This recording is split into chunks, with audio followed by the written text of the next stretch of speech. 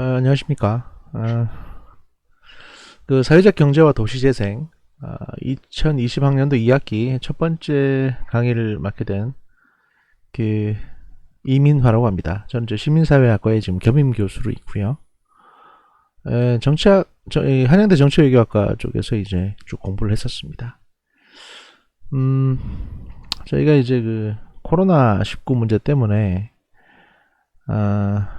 원래 같으면 이제 지금 제가 이 수업을 지금 수강하시는 분들이 숫자가 제가 알기로는 5명이었는데 방금 또 6명으로 늘었더라고요. 그래서 이제 6분께서 수강을 하시는데 이게 20명 이하 같은 경우에는 이제 저희가 원래는 오프라인 강의를 할 수 있습니다. 그런데 지금 학교에서 이제 엊그저께 공문이 와가지고 그 코로나19 문제 때문에 최초 6주 정도는 온라인 강의를 지금 하는 걸로 결정이 됐다고 합니다. 그러니까 지금 이제 달력으로 보면 그 9월 1일이 있는 첫째 주부터 시작해서 그 실제 오프라인 강의가 시작될 수 있는 거는 10월 13일부터라는 얘기가 됩니다.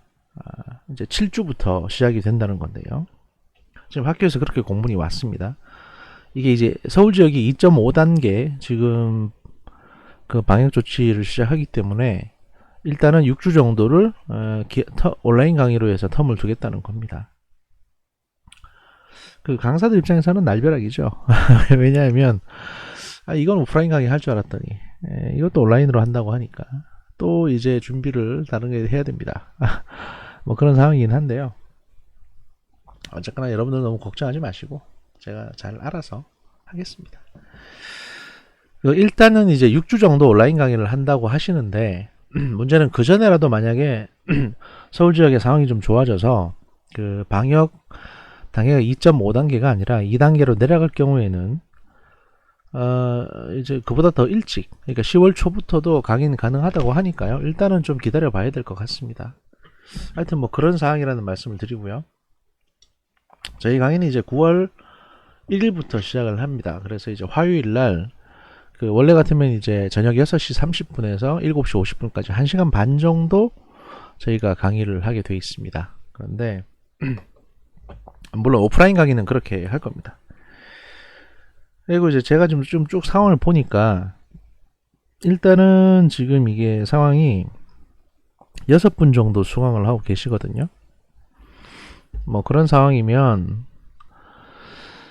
그 저희가 이제 평가를 어떻게 할지를 좀 고민을 해봤는데요. 평가를 어떻게 할지 고민해봤는데 일단은 그 저희가 직접 뭐 외워서 만나서 시험을 치고 이런 형태로는 제가 일반적으로 평가를 하지 않습니다. 그래가지고 제가 평가 방식을 좀 고민을 했는데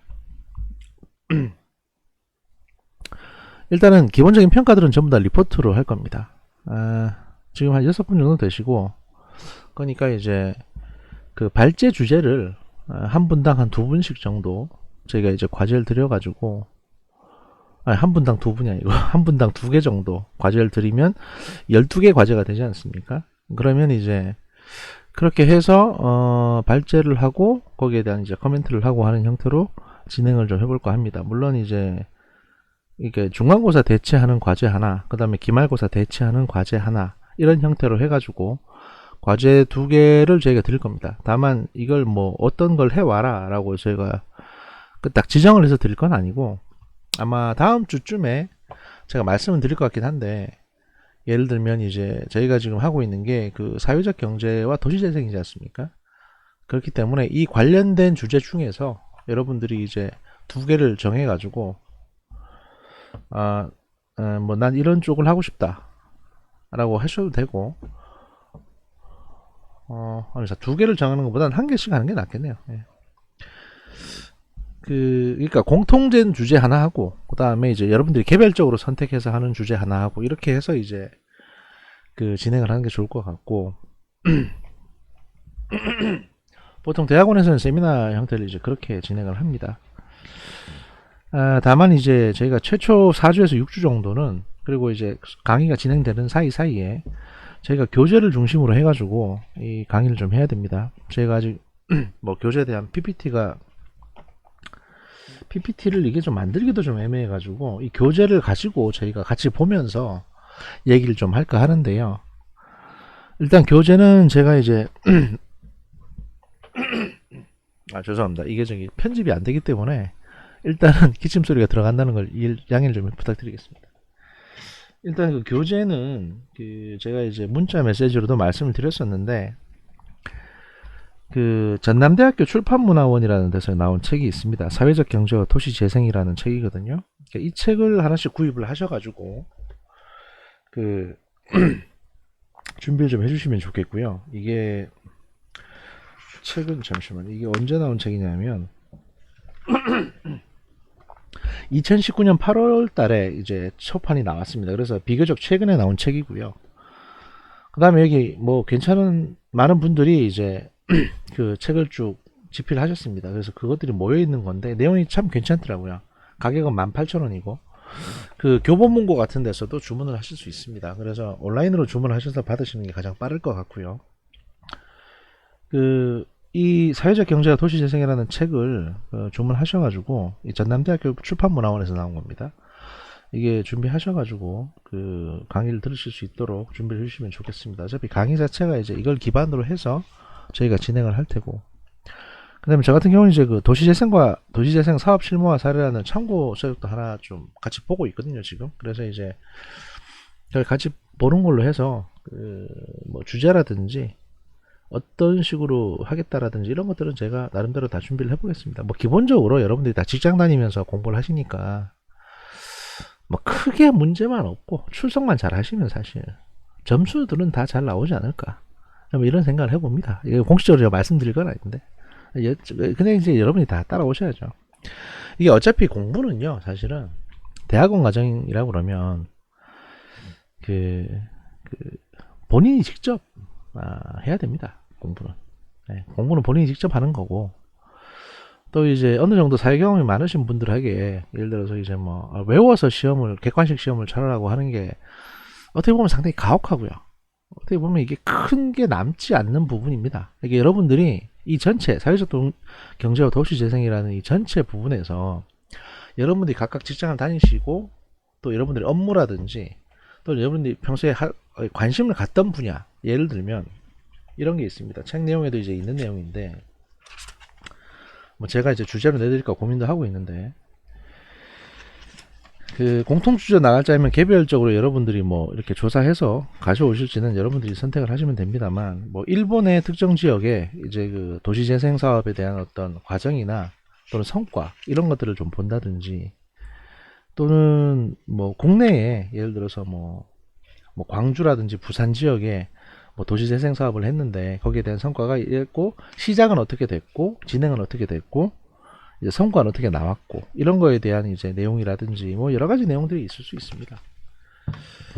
제가 참고 자료를 보고 있는 책자를 보면 여기에는 이제 어떤 내용이 있냐, 여기에는 꽤 많은 사례들이 있더라고요. 예를 들면 뭐 영국이나 또는 이제 미국 쪽에 각 지역별로, 영국 같은 경우에는 영국 런던의 도심 폐항구 도시 도크랜드의 도시재생 사례, 또는 뭐 이탈리아 볼로냐 도시재생 사례라든지, 또 일본 같은 경우에도 일본 동경 록본기 중심의 이제 도시재생 사례, 그 다음에 히로시마 교바시강 근처의 도시재생 사례, 이런 것들이 있습니다.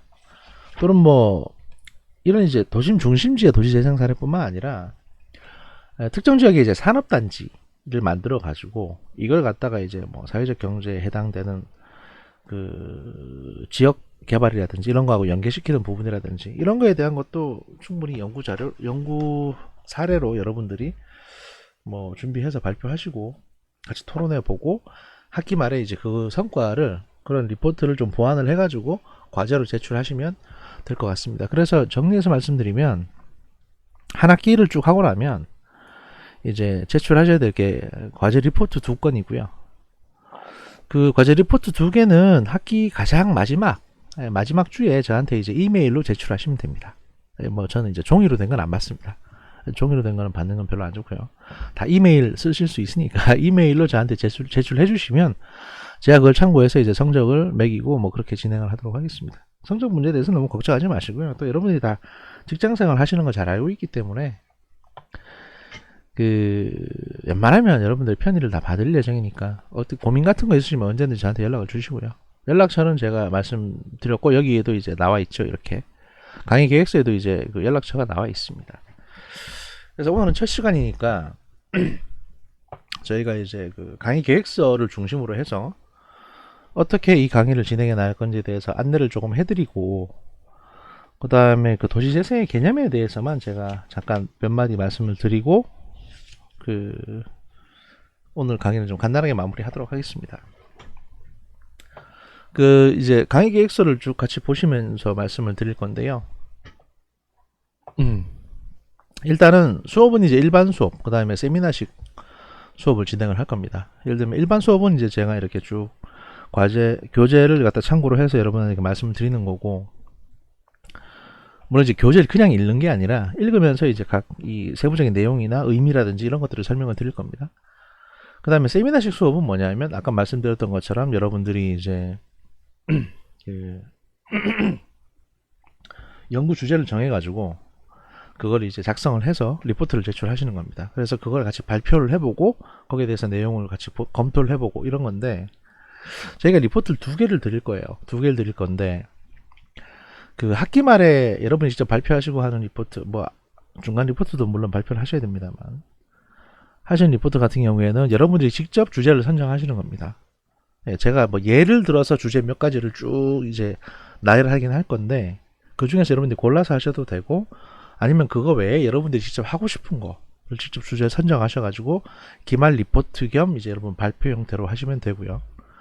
중간 대체 리포트 같은 경우에는 제가 직접 이제 주제를 드릴 겁니다. 이건 공통적으로. 왜냐면 그렇게 해야 이제 이 비교 평가를 해서 이제 점수를 매길 수가 있거든요. 물론 성적을 잘 드리겠습니다만, 그래도 이제 저희가 기준이라는 게 필요하지 않습니까? 그러니까 그렇게 할 거고요. 그 출석 부분은 제가 학부 강의 같은 경우에는 보통 이제 해당 영상에 밑에 그 학번만 적으시라고 말씀을 드리는데, 저희는 뭐 지금 숫자가 6명밖에 안 되기 때문에 조회수를 보고 이 영상의 조회수가 이제 한 주 지났는데 또는 한 2주 지났는데 그 해당 주의 영상 조회수가 3번밖에 조회가 안 됐다 그러면 3명은 안 들은 거잖아요. 그러니까 또는 이제 제가 한번 조회로 나머지 4명은 안 들었을 수가 있으니까 그 조회수를 참고해서 제가 여러분에게 닥달하도록 하겠습니다. 근데 뭐 어차피 일단 뭐 그 주 안에 듣기만 하시면 되고요. 또 뭐 한 주 미뤘다고 해서 그 다음 주에 들으시면 되는 거지 뭐 그렇게 급한 건 아니지 않습니까? 이 사는 게. 그러니까 여러분 편하신 대로 하시면 됩니다. 가능한 여러분 편하신 대로 하시면 되고요.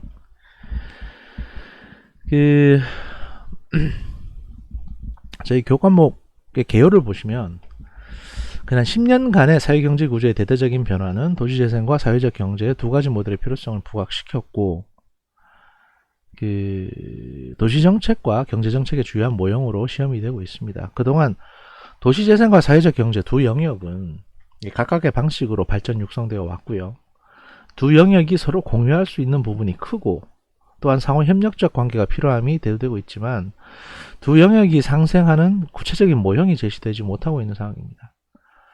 그래서 본 강의는 이제 사회적 경제와 도시재생 두 영역에서 발전된 이론을 재정립하고 이 두 영역을 통섭하는 새로운 시각을 연구를 하고자 합니다.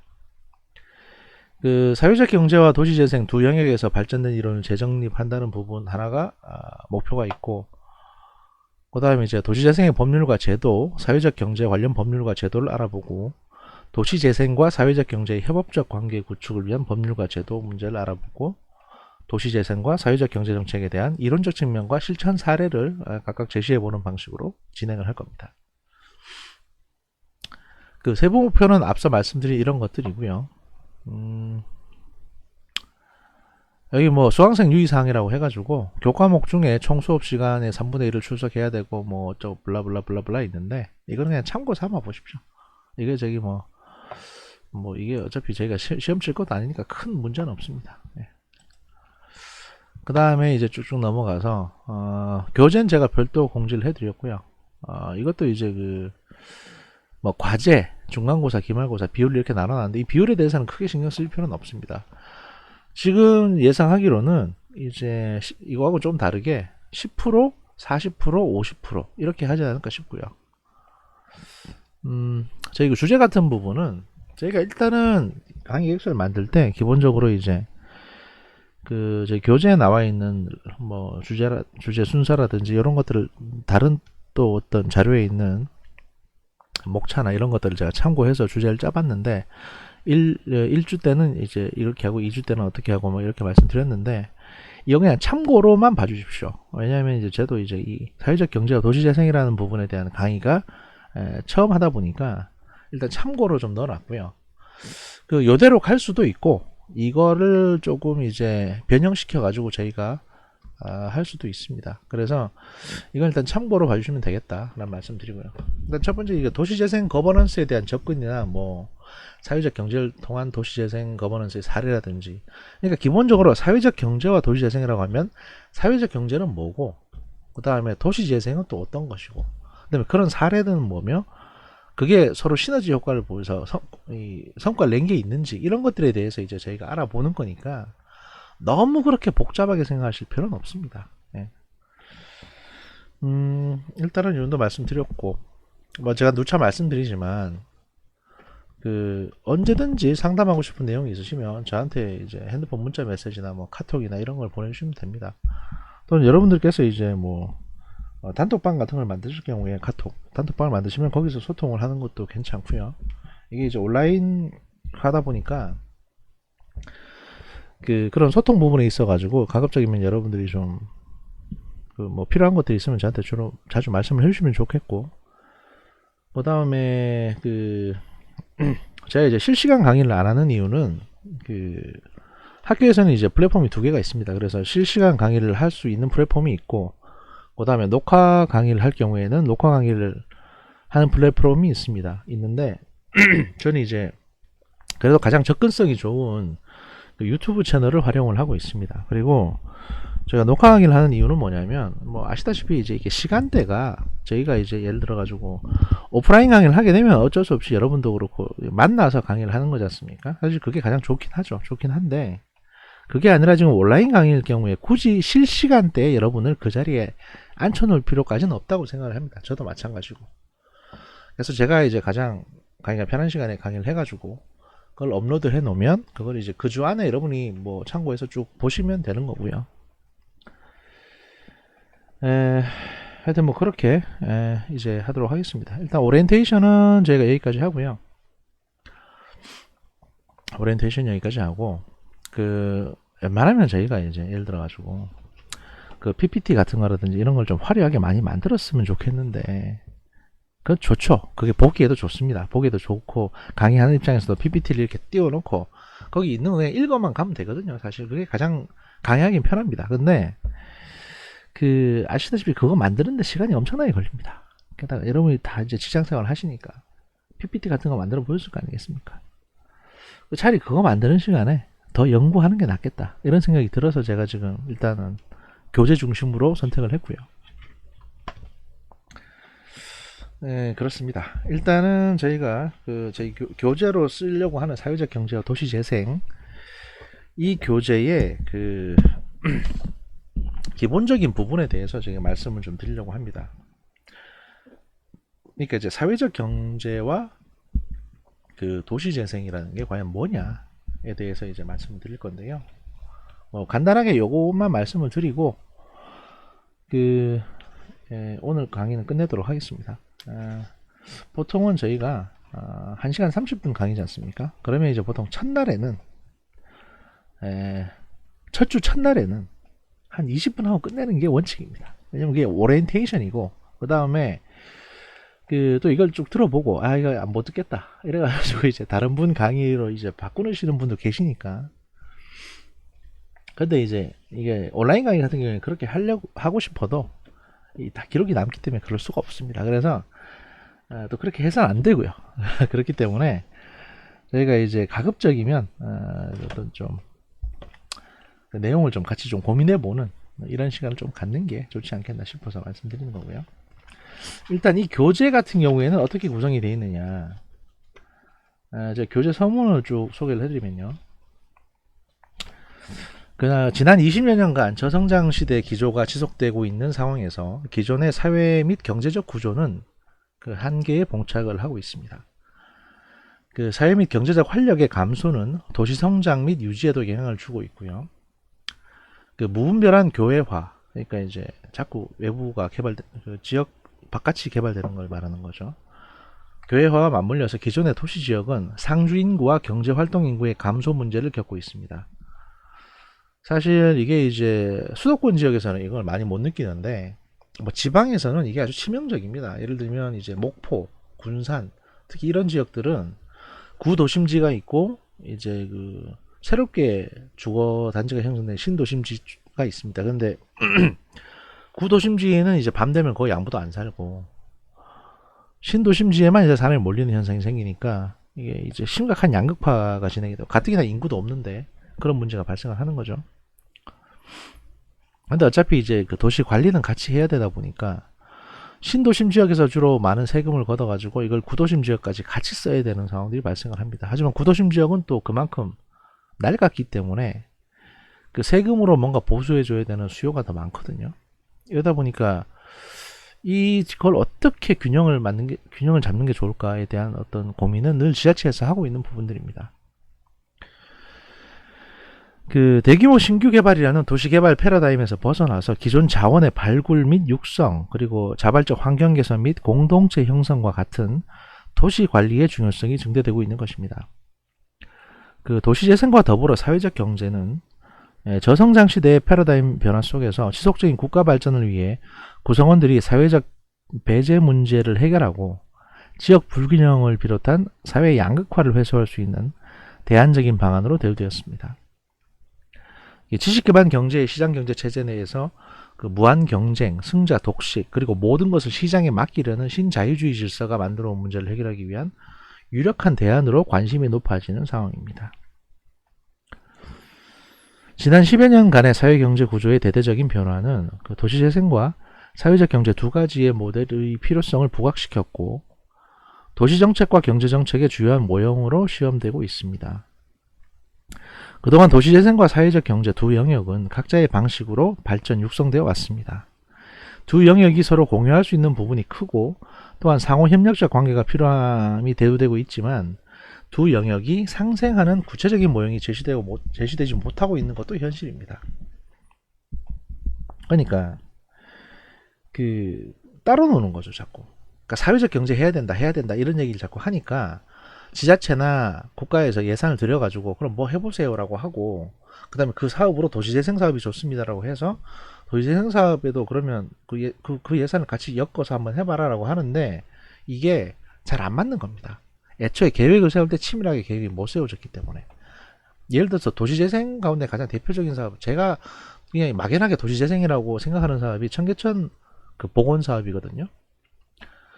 그런데 사실 그걸 도시재생이라고 그걸 하면서 환경은 재생했을지 몰라도 그 주변에 있는 상인들이 상당히 많은 피해를 봤죠.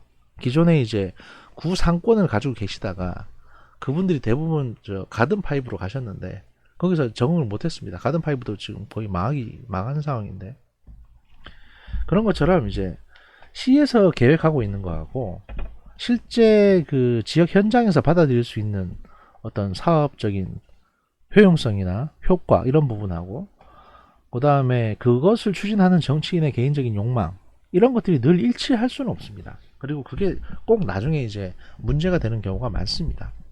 뭐 4대강 사업도 큰 의미에서 보면 뭐 그런 사업이라고 할 수 있고요.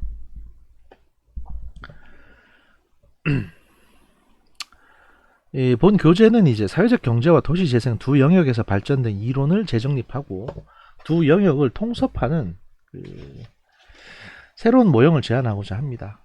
더해서 이제 도시재생의 법률과 제도, 사회적 경제 관련 법률과 제도를 망라해서 장단점을 진단하고 이를 바탕으로 도시재생과 사회적 경제의 협업적 관계 구축을 위한 법률과 제도를 제안하고자 한다는 게 이 교재의 목적입니다. 만들어진. 물론 자꾸 제가 이 교재를 강조하니까 여러분이 오해하실 수도 있는데 이 교재 저자는 저자 속에 저는 포함되어 있지 않습니다. 이 교재 저자가 하나 둘셋 총 10명인데 저는 여기 포함되어 있지 않습니다. 네. 제가 이 책을 팔려고 하는 건 아닙니다. 결코 아닙니다. 그렇게 생각하지 마시고요. 제가 이제 교재로 쓸만한 자료들을 쭉 찾아보다가 이게 참 괜찮다고 생각을 해서 발견을 한 거. 또 가장 최근에 나온 책이다 보니까 가장 최근의 트렌드를 그래도 많이 담고 있습니다. 그래서 제가 이걸 이제 소개해 드리는 겁니다. 그 본 교재 같은 경우에는 총 8개의 장으로 구성이 되어 있고요. 그 도시재생과 사회적 경제정책에 대한 이론적 측면과 실천 사례를 제시를 할 겁니다. 먼저 1장에서는 그 도시 활동을 담는 도시재생과 도시 활동을 창출하는 사회적 경제가 원활히 작동되기 위해 필요한 구성원들 간의 발전적 관계 형성을 만들어내는 거버넌스의 설계에 관하여 논의하고자 합니다. 그러니까 이제 이게 이렇게 글로 써놓으면 되게 복잡하죠. 복잡한데 쉽게 설명하면 그 행정기관이 도시재생 계획을 어떻게 해야 되냐 이걸 말하는 겁니다. 잘 하려면 어떻게 설계해야 되는지를 설명하겠다 그 거고요. 그 사회적 경제와 도시재생은 서로 다른 영역으로 보이지만 주민의 삶의 질 향상이라는 같은 방향과 목적을 담고 있습니다. 그렇죠. 그 주민의 거둔 예산을 잘 써야 되고 그래야 또 당선이 되시고 하실 테니까. 그래서 이제 1장에서는 도시재생에서 거버넌스의 필요성을 살펴보고 관련 사례들을 조명하고자 합니다. 그리고 사회적 경제가 도시재생에서 활성화되면서 지역 공동체 활력을 찾기 위한 마중물 역할에 대해서 구체적으로 소개를 한다고 합니다.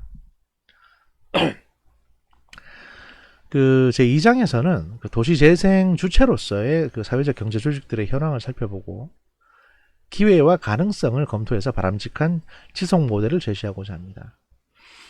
그 도시재생 정책 및 사업이 지속 가능한 도시 활동을 담는 그릇의 역할을 수행하기 위해서 보완 및 발전해야 할 내용을 제시하고 도시 구성원들이 공동체를 구성하고 자체적 사회적 경제적 활동을 창출할 내용물을 창조하는데 사회적 경제 운영 원칙이 어떻게 작동되어야 하는지에 대한 원칙을 제안하고자 합니다. 그 제3장에서는 최근에 이제 사회혁신의 방법론으로 부상하고 있는 그 리빙랩의 이론 및 응용에 대해서 논의를 할 겁니다.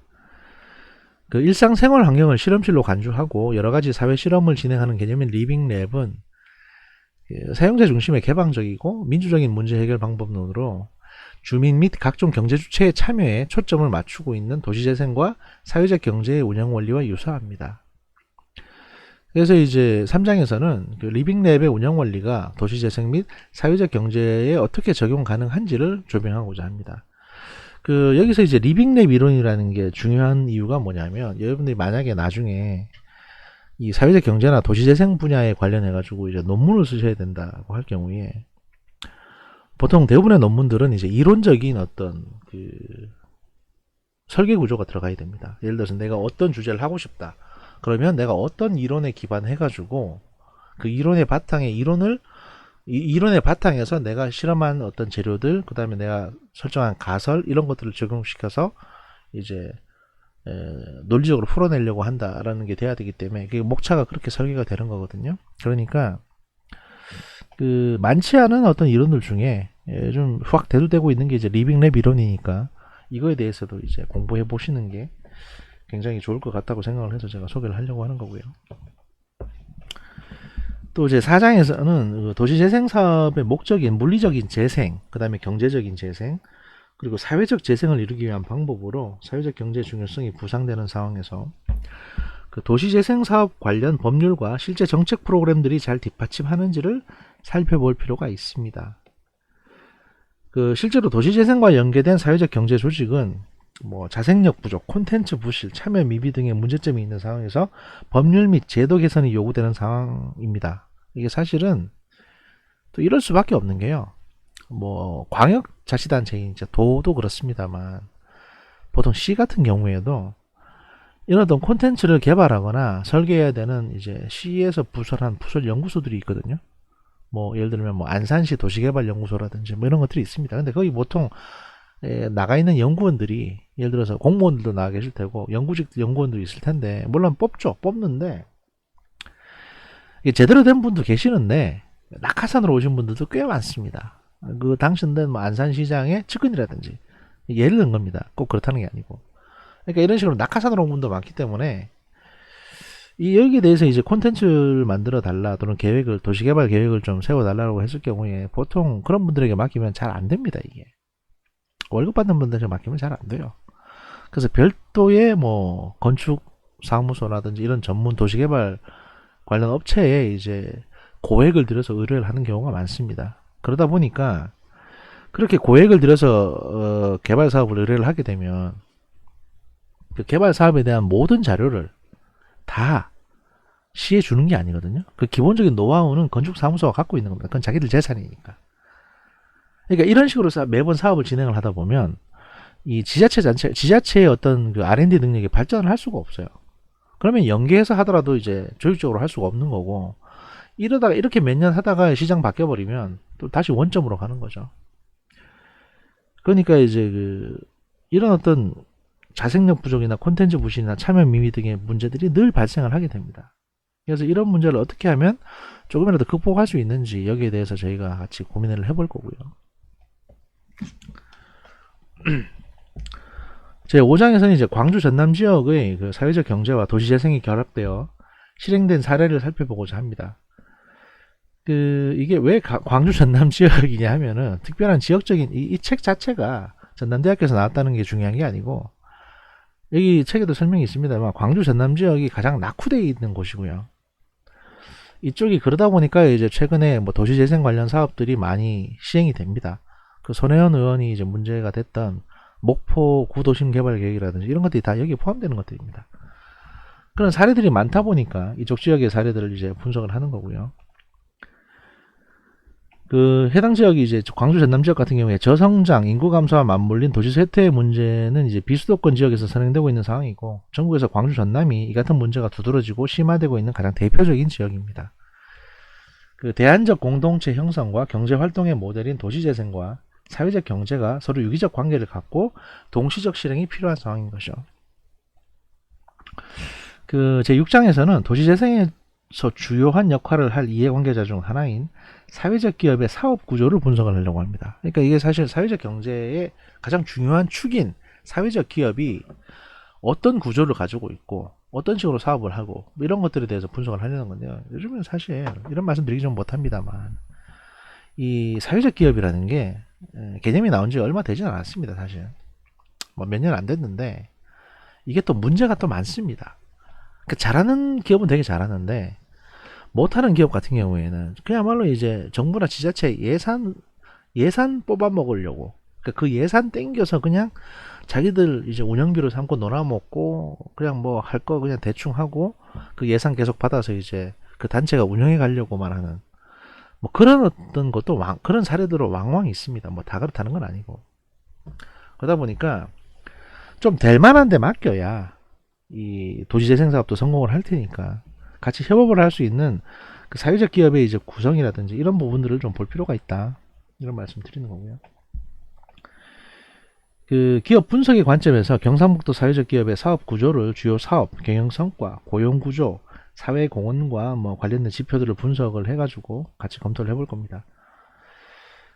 그리고 제 7장에서는 커뮤니티 비즈니스가 도시재생에 주는 기여에 대해서 논의를 하고자 합니다. 커뮤니티 비즈니스 같은 경우에는 그 사회적 경제라고 말할 수 있을 만큼 많은 부분을 공유하며 관계를 맺습니다.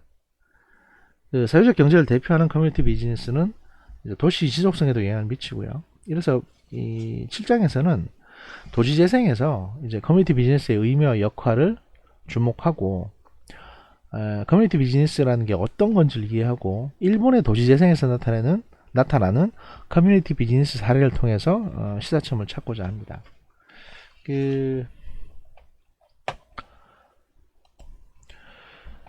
커뮤니티 비즈니스 같은 경우에 예를 들면 이제 뭐 마을 기업 같은 게 있고요. 또 하나 이제 사회적 기업. 사회적 기업은 여러분이 말씀 많이 보셨을 겁니다. 그 다음에 이제 자활기업이라고 해가지고 자활기업이라는 형태가 있고, 그다음에 협동조합.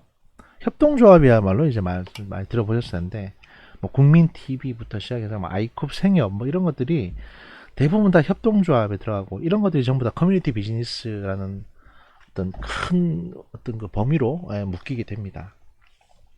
하여튼 뭐 7장에서는 이제 거기에 대해서 알아볼 거고요. 8장에서는 도시재생과 사회적 경제가 지역경제 활성화와 공동체 회복이라는 목적을 어떻게 달성할 것인가를 논의하고자 합니다.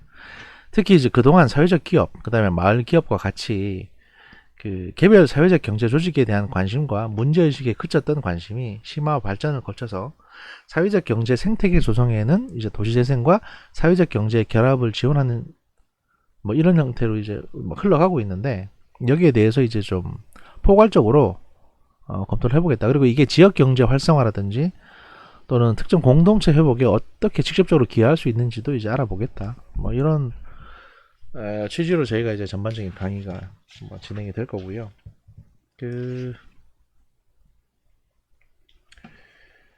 그래서 저희가 이제 도시재생이라는 부분에 대해서 간단하게 말씀을 드리면, 불과 몇 년 전만 하더라도 도시재생에 관심을 갖는 사람들은 많지 않았습니다.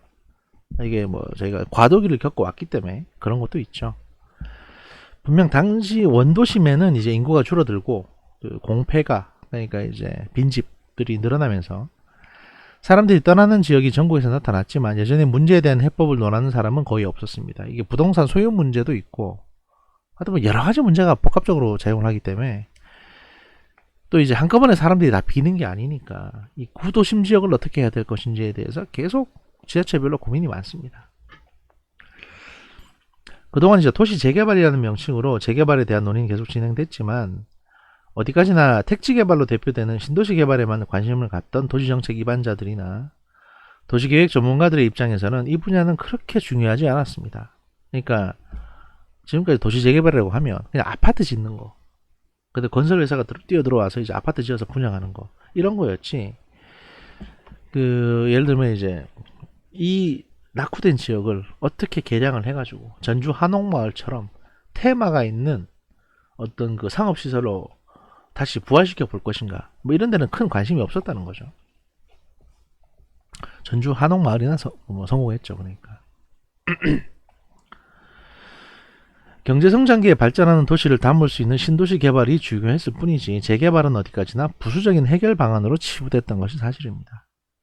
심지어 당시에는 도시재생이라는 말도 기존의 법적 체계 속에서, 그러니까 법률 속에서 재개발 또는 재건축이 있었기 때문에 굳이 도시재생이라는 용어를 써야 하는지에 대해서 문제를 하는가에 대한 문제부터 제기하는 경우도 많았습니다. 그러니까 도시재생이라는 용어를 쓰려고 하면 이거 재개발이나 재건축 아니냐, 도시재생이 도대체 뭐냐, 왜 그걸 왜 쓰냐, 법률에는 그냥 재개발이나 재건축 관련 규제법 이런 것만 돼 있는데 라고 이제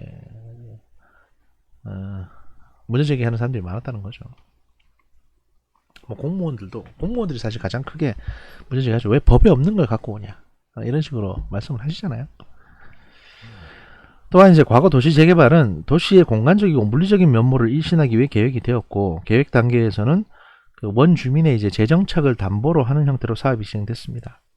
그러니까 보통 해당 지역에 재개발 한다고 그러면 분양권을 나눠주지 않습니까? 원래 살던 사람들에게 토지 수용하고 값 쳐주고 그 다음에 분양권도 주고, 뭐 대신에 돈을 좀 더 내셔야 이제 분양 받으실 수 있는 거지만,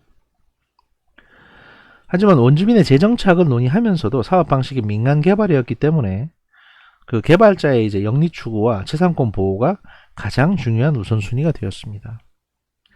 그 원주민의 재정착은 후순위로 밀리게 되면서 재개발 사업이 진행된 이후에 원주민은 다른 곳으로 이주해야 하는 안타까운 흐름이 반복됐습니다. 이게 이제 그런 겁니다. 예를 들어서 성남에 이렇게 아파트 단지를 신도시를 짓겠다고 하면, 분당 신도시가 들어오면 그 성남 지역에 원래 살고 있던 좀 가난한 분들에게 이제 뭐 토지를 소유하고 계시면 그 토지를 보상가격을 줍니다. 그리고 저희 딱지라고 불리는, 여기에 새로 아파트가 들어오면 그 아파트에 분양받을 수 있는 권리, 분양권을 하나 드립니다. 근데 분양권이라는 건 공짜로 아파트를 주는 게 아니에요. 아파트 살 수 있는 권리죠. 물론 땅을 보상해주고 보상가를 드렸기 때문에 돈은 좀 있겠지만, 그렇다고 그 돈으로 그 아파트를 살 정도까지는 안 됩니다. 그러니까 이분들은 그 소위 분양권이라고 하는 그 딱지를 다른 부동산 업자한테 팔고 다른 동네로 가십니다. 이런 게 계속되어 왔던 겁니다. 결국 과거의 문제 해결을 위한 물리적 개발 방식이 전혀 도움이 되지 않았다는 거죠. 과거에는 도시 재개발이 택지 개발과 같이 주택 공급의 양적 확대를 통해 그 주민들의 이제 내 집 마련을 촉진하는 데 주안점을 뒀습니다. 그런데 사회가 변화하고 복잡해지면서 과거와 같이 단순히 행정 체계나 사업 운영으로는 도시 문제를 해결할 수 없는 상황이 출현했습니다. 사회가 복잡해진 겁니다. 주택이 늘어나지만 원주민이 재정착하기 힘든 문제도 그렇지만 주택 공급량을 양적으로 늘리면서도 정작 사회적 약자들이 거주하는 공간은 제대로 확보되지 못한 사회적인 형평성 문제가 발생을 했던 것입니다. 또한 대부분의 재개발 사업지가 단독주택지거나 고층 주거공간으로 변화하면서 과거 공동체가 와해되고 새로운 공동체가 만들어지는 자연스럽지 못한 과정이 계속 이어졌습니다. 예를 들어서 뭐 어떤 마을이 있을 경우에 그게 아파트가 들어선다든지 또는 고급 주택가로 바뀌어버리면 그 마을을 이루고 있던 그 사람들이 다 흩어지게 되는 겁니다. 그러니까 하나를 파괴하고 거기 새로운 사람들이 들어가 살게 되는 거죠. 이게 이제 그 지역을 보존하는 거라든지 또 그 살고 있는 사람들의 삶을 결국에는 파괴하는 게 아니냐, 이런 문제가 이제 제기가 되는 겁니다. 예를 들면 이게 어떤 의미에서 보면 그게 뭐 그리 대수냐, 파괴할 수도 있지. 그러니까 우리 같은 경우에는, 우리나라 같은 경우에는 땅이 좁으니까 그게 가능한데요. 뭐 그런 식으로 생각할 수도 있는데, 예를 들어 중국의 예를 들어 봅시다. 중국 같은 경우에 만약에 여기 뭐 조선족 자치구가 있는데 특정 지역이 있습니다. 그런데 거기 요나라 또는 뭐 흉노 이런 사람들이 워낙 많이 오가던 요령성이라고 불리는, 옛날에 요동성이 있던 지역인데 워낙 많은 이민족들이 거기 살았기 때문에 그 많은 이민족들의 문화가 그대로 문화 유적이 그대로 남아 있습니다. 거기. 근데 이 지역을 만약에 중국 정부가 재개발하자 이래가지고 거기를 다 싹 밀어버리고 그냥 대규모 아파트 단지를 엄청나게 세우게 되면, 그리고 거기 살기 위해서 뭐 상해나 뭐 광저우에 살던 한족들이 많이 이사와서 살게 되면 그 지역은 더 이상 요동성의 자치를 갖고 있지 않은 지역이 됩니다. 그러니까 문화적인 어떤 그 문화재로서의 가치가 없어지는 거죠. 이건 어떻게 보면 이제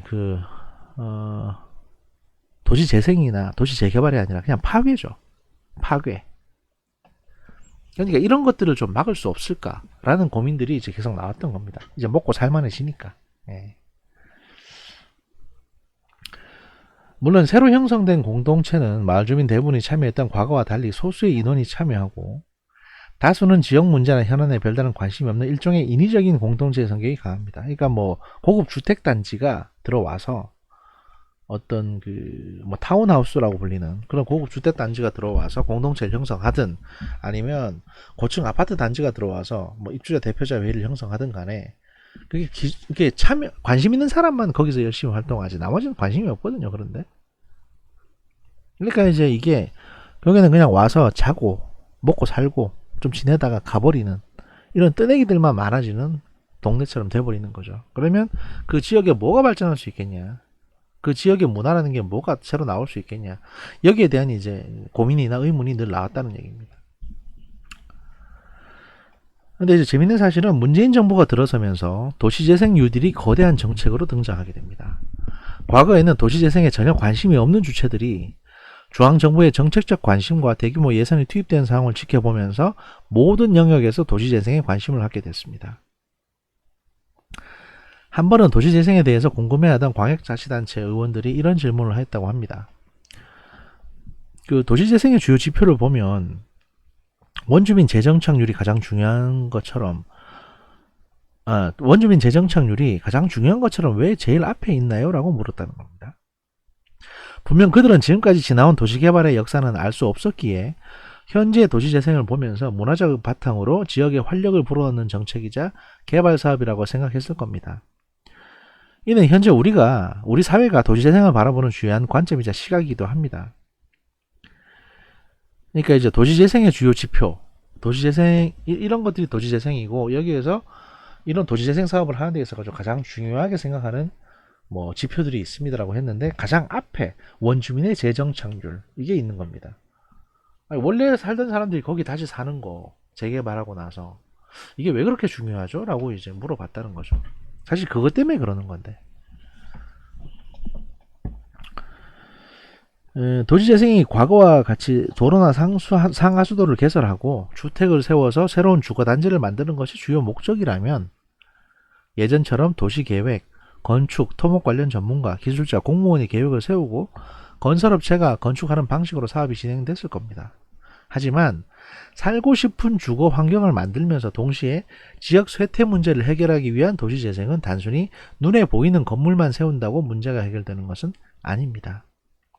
그렇다면 도시 재개발에서 도시 재생으로 바뀌면서 가장 큰 변화는 뭔가? 그 물리적 개발 중심에서 사회 경제적 측면을 함께 고려하는 개발 방식과 성과 측면의 변화라고 볼 수 있습니다. 이는 참여 주체의 변화를 가져옵니다. 기존에는 행정기관, 개발업자, 지역 주민의 세 가지 주체의 참여만을 말했다면 이제는 해당 지역에 관련된 모든 주체의 참여를 요구하게 됩니다. 행정부서에서도 예전에는 도시 재개발 관련 부서만 참여했다면 이제는 여성, 인권, 경제, 사회, 복지, 교육 등 모든 부서가 총망라하는 형태로 참여를 요구받습니다. 어떤 특정 지역을 재개발하는 데 있어가지고.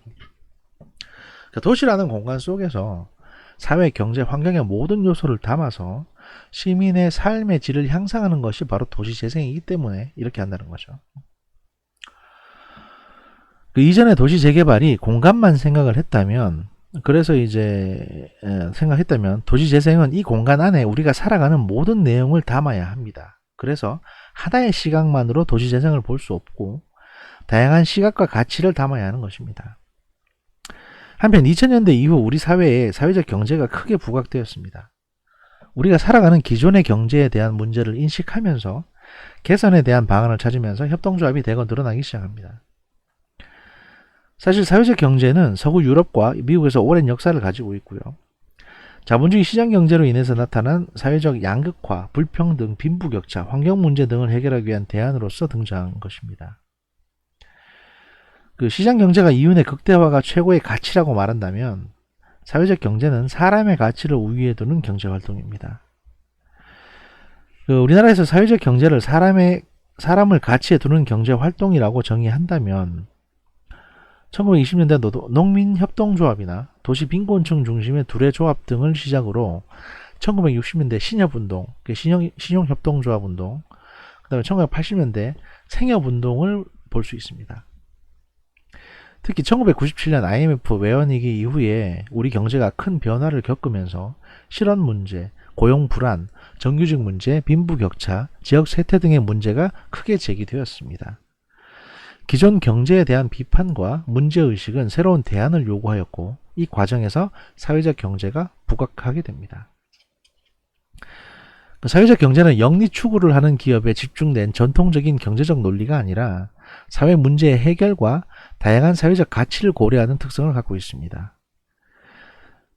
게다가 사회적 경제의 참여 주체는 단순히 물건의 거래, 서비스의 제공 등에 국한하지 않고 지역의 지속 가능성, 형평성 등을 고려하기 때문에 경제 영역을 넘어 문화, 여성, 복지, 아동, 청소년 등 다양한 분야와 연결된 주체가 참여한다는 특징을 갖습니다.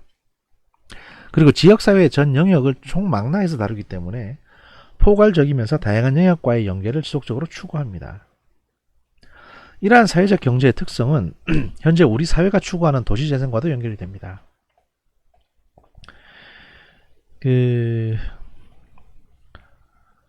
재개발 사업이 도시재생으로 변화하면서 수많은 이해 당사자의 참여를 필요로 하게 되었습니다. 이는 도시재생 거버넌스라는 이전에 없던 협치와 협력을 요구하게 됩니다. 사회적 경제와 도시재생은 모두 과거의 문제인식에서 출발했고 새로운 대안적 해결 방식을 고민을 하고 있습니다. 특히 거버넌스의 측면에서 다양한 연결고리가 나타나기 때문에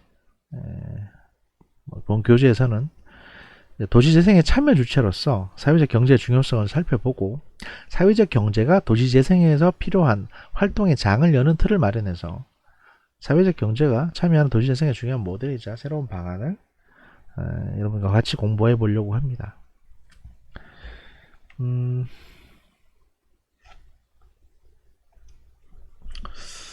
일단 뭐 한 50분 정도 진행이 됐고요. 저희가 이제 오늘 첫 번째 오리엔테이션은 이 정도로 하는 걸로 하겠습니다. 여러분 너무 길면 또 여러분이 힘들어 하실 테니까 첫 시간이 좀 짧은 면도 있어야죠. 그래서 이제 첫 번째 강의는 이렇게 하고요.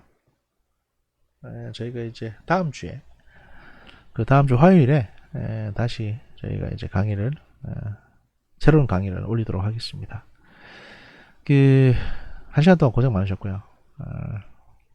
언제든지 뭐 문의사항이 있거나 하시면은 저한테 말씀해 주시면 되겠습니다. 오늘 고생 많으셨습니다. 감사합니다.